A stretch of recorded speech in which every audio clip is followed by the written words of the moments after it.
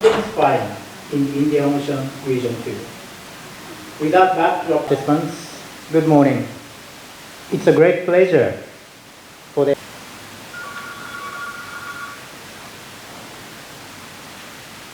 We have all come here today with many others from all over, and the Indian Ocean behind me. It is important where the Portuguese kept African slaves from the Swahili coast and effectively.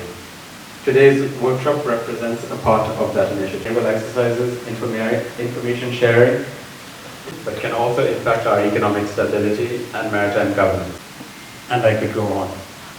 In such a backdrop, both nations actively engaging them in maritime affairs.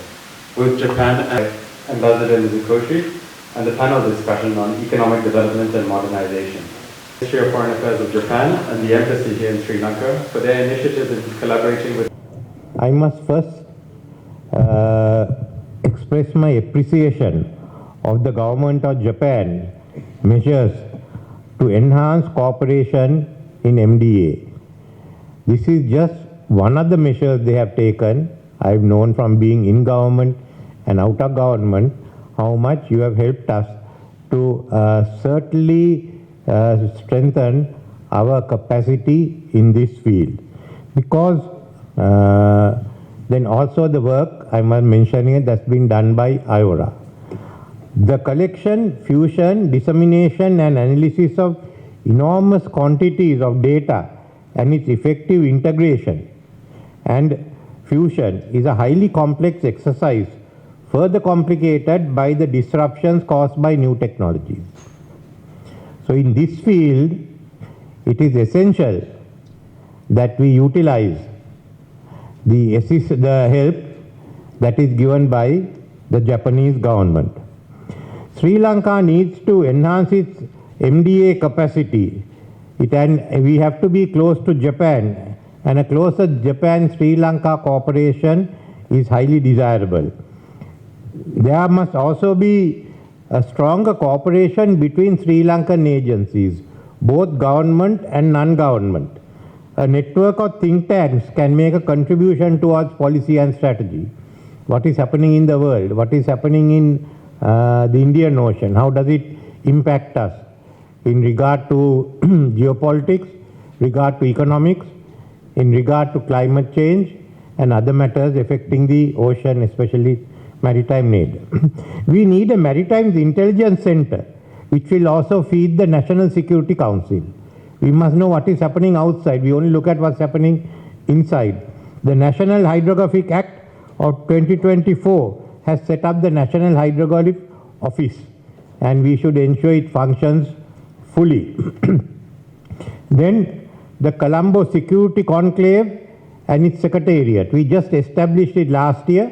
We should strengthen it. It will have an important role to play, especially towards the Bay of Bengal. So these are the areas that we have to focus on immediately. Strengthening national capabilities for information gathering in the maritime domain is gaining importance because of also the rise of what we call geopolitics of hydrography. That's a new field that has come in. And it's already, we can see that taking place in the Indian Ocean. And this is where hydrography intersects with our organization, the Geopolitical Cartographer, which I started with some of the others because the Indian Ocean is going to be important. We had to focus fully on the Indian Ocean and the areas around the Indian Ocean, but this is going to be, I think, the important region by mid-century. David Brewster, in Maritime Domain Awareness 3 article, compares the Indian Ocean to the Wild West. But at the moment, the shootout seems to be taking place over the Atlantic, from what we can see. But there are, I think it has an impact on us. There are certain issues which we have to take into consideration. Firstly, Ukraine cannot win the war. Secondly, President Trump has a mandate to end the war. So you might as well give him a chance to try it out. But more than that, this is the second time there has been a major US-European split in the century. I was in the government at that time in 2003 when George Bush broke on Europe broke on Iraq. And now, and at that instance, actually Europe allied itself with Russia and China against US. And now you have the other split that is taking place. Somehow or other, I get a feeling that Europe is not very happy with Republican presidents. They seem to be more comfortable with Democratic presidents. But nevertheless, what is the outcome of all this? It is going to be a bigger focus on our area, in Asia and more particularly the Indian Ocean. And that will be the growth area, as I pointed out. India is there, the second largest power by 2050. Indonesia, the fourth largest power. How many more? They will have Saudi Arabia, you have South Africa, you have Iran, you have UAE, you have Bangladesh, we have Thailand, Malaysia, Australia. So this is going to be the key area. And India is going to be the major power. It will dominate it. Then US will be there because of its importance, both for oil, for energy, and for maritime transport, amongst others. And US will stay on in Diogo Garcia, where you have already the negotiations are going on for the Diogo Garcia itself and the whole archipelago. The other is China.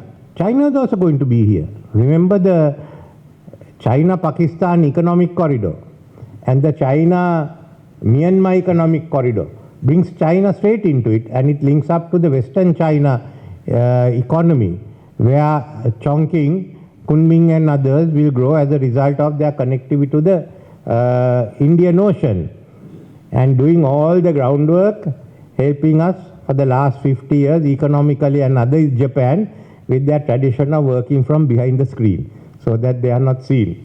But that's going to be the other important player. So this is what you have. Then, so the key powers are going to meet here. Addition, as I said, you have the important local players like Indonesia, Australia, and even Saudi Arabia would like to be involved. Then there will be the smaller navies. Each navy has a role. It's in this context that Sri Lanka must also decide what is the role that is going to be played by our navy. And in the long term, we will have to increase our naval assets and our air assets to work in this region. This will become more and more important in the next 10, 15 years. So this is important, and I hope we can carry on more discussions on the Indian Ocean, what is taking place there, and both IORA and INS both should focus on this also, because hydrography and maritime domain awareness is going to be a key factor in determining what takes place here. We have to be up to date, and therefore I must again thank the government of Japan for the interest they have taken in strengthening our capacity for MDA. Thank you. Ambassador Akio Isomata, Deputy